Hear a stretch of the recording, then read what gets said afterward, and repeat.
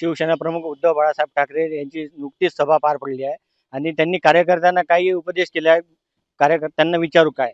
सन्माननीय पक्षप्रमुख उद्धवजी ठाकरे साहेब, सर्व पहिले तर आपल्या सर्वांना जय महाराष्ट्र. आम्ही नेर तालुक्यातले शहरातले कार्यकर्ते आहे.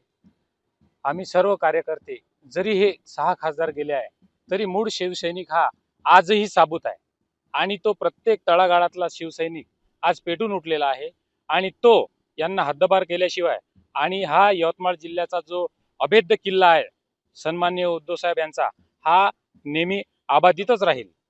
याच्या आधी सुद्धा गद्दारी झाली, परंतु हा किल्ला डबल लढवण्याची ताकद, म्हणजे ते म्हणतो ना शेतकरी, आम्ही सर्व शेतकऱ्यांची मुलं आहोत.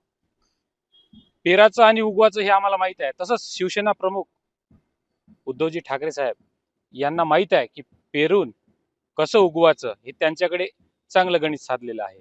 तर आम्ही त्यांच्या पाठीशी खंबीर आहे. शिवसैनिक, सामान्य जनता ही उद्धव साहेबांच्या हाकेला ओ देणारे आहे. त्यामुळे हे कितीकही गेले तरी शिवसेना संपणार नाही याची ग्वाही आम्ही आज इथे जो मेळावा झाला आहे त्या निमित्तानं आतून देताना.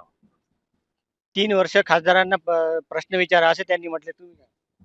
3 वर्ष खासदारांना प्रश्न प्रश्न विचारा म्हणजे हा नालायक जो आहे आपल्या आईची शपथ घेऊन तिथे आला होता, तो म्हणजे पक्षामध्ये आला होता आणि उद्धव साहेबांनी, आमच्या पक्षप्रमुख उद्धव साहेबांनी सांगितलेलं आहे की शिवसेना म्हणजेच आई आहे. मग या हरामखोराला स्वतःच्या आईची जर समजा तो बेईमान होतो आणि ही आई शिवसेना ही सुद्धा आई आहे, तर तिच्याशी तो बेईमानी करून पैशासाठी यांना 14,78,00,000 रुपये या प्रत्येक खासदाराला या 2 वर्षात दिले होते. यानं याच्या बापाची शपथ घेऊन सांगाव की त्यातले खर्च किती केले. मग स्वतःचा विकास करायसाठी तुम्ही ते गेले की मतदारसंघाचा विकास, हे काही इथं काही कुकुले बाळ नाही आहे. आणि शिवसेना हा जो पक्ष आहे बाळासाहेबांनी जो उभा केलेला आहे, मराठी माणसासाठी उभा केलेला आहे आणि अशा पद्धतीनं हा मिंदे जो गद्दार राजकारण करत आहे, भाजपच्या सोबतीला राहून त्या अमित शहाला जे काही त्याचं राजकारण करायचं आहे, त्याला समजा ते पंतप्रधानाची खुर्ची जर हवी असेल तर त्यासाठी डिलिमिटेशन बिल झालं, तुमचं महिला आरक्षण झालं, याच्यासाठी हे जे प्रत्येक पार्ट्या तोडून मोडून त्या ठिकाणी आणण्याचा प्रयत्न करत आहे. माझी तुमच्या मीडियासमोर एक रिक्वेस्ट करावं वाटते मला की सुप्रीम कोर्टावर तुम्ही सर्व मीडियावाले ह्या ज्या गोष्टी आहेत की 10 शेड्यूलचा निकाल आजपर्यंत लागत नाही, 4 वर्ष झाले. तो जर निकाल तेव्हाच जर लागला असता समजा वर्षभरात, तर ह्या बाकीच्या ज्या संघटना आता 10 असले की 7 फोडण्याचा यांचा जो विचार आहे, आता म्हणजे 14 आम्ही आमदार फोडू, नंतर आम्ही मुंबईचे तुमचे नगरसेवक फोडू, म्हणजे यांनी काय धंदा उचललेला आहे का? लोकांना कामं नाही का? हा, आणि कास्तकार असो ते आत्महत्या करत आहे, विद्यार्थी आत्महत्या करत आहे, कर्मचारी आत्महत्या करत आहे. मग हे सरकार कोणत्या कामी? हे फक्त वसुल्या करत आहे. तर अशा या सरकारांनी अशी किती गद्दार आले किती गेले, तर शिवसेना एक पक्ष असा आहे जिथं लात मारल तिथून पाणी काढणारा पक्ष आहे तो. तर याच्यानंतरही सर्व शिवसैनिक, यवतमाळ जिल्ह्यातले सर्व शिवसैनिक एका ठिकाणी राहून पुन्हा आम्ही माणूस त्या ठिकाणी निवडून आणू, याची ग्वाही मी तुम्हाला देतो. जय हिंद, जय महाराष्ट्र. तुम्ही काय म्हणाल? शिवसेना ही आताच नाही फुटली, याच्या आधी बी बाळासाहेब असताना शिवसेना 2-3 वेळा फुटली. छगन भुजबळ गेले, गणेश नाईक गेले, राज ठाकरे गेले. बाळासाहेब असताना त्यावेळेस शिवसेना आणि उद्धव साहेब असताना हे 40 गद्दार गेले. त्याच्यानंतर खासदार गेले, तरी शिवसेना काही कमजोर होणार नाही. आणि हा जो खासदार या ठिकाणाहून गेला, भावना गवडीची काय कंडिशन आहे तुम्हाला मीडियावर कुठं दिसते का?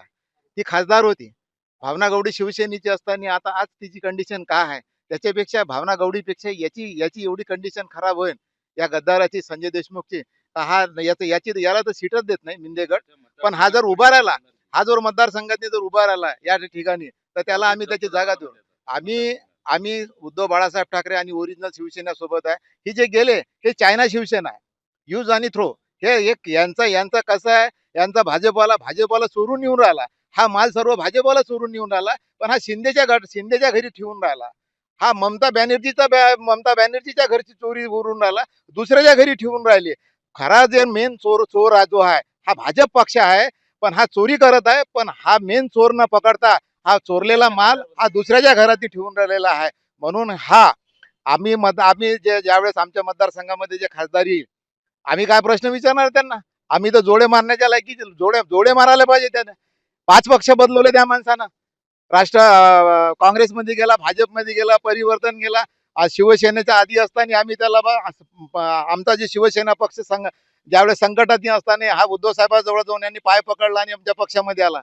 पक्षात आला. उद्धव साहेबांच्या मशालावर आम्ही जीवाचं आणि रक्ताचं पाणी हाडाचं सल्फेट केलं.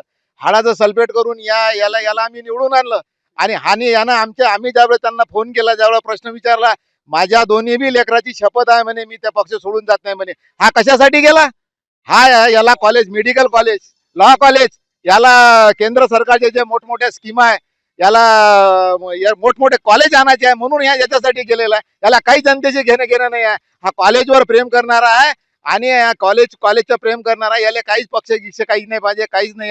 याला याची समोर आम्ही पूर्ण जागा दाखवू. जय हिंद, जय महाराष्ट्र. अतुल राऊत, LS मराठी, यवतमाळ.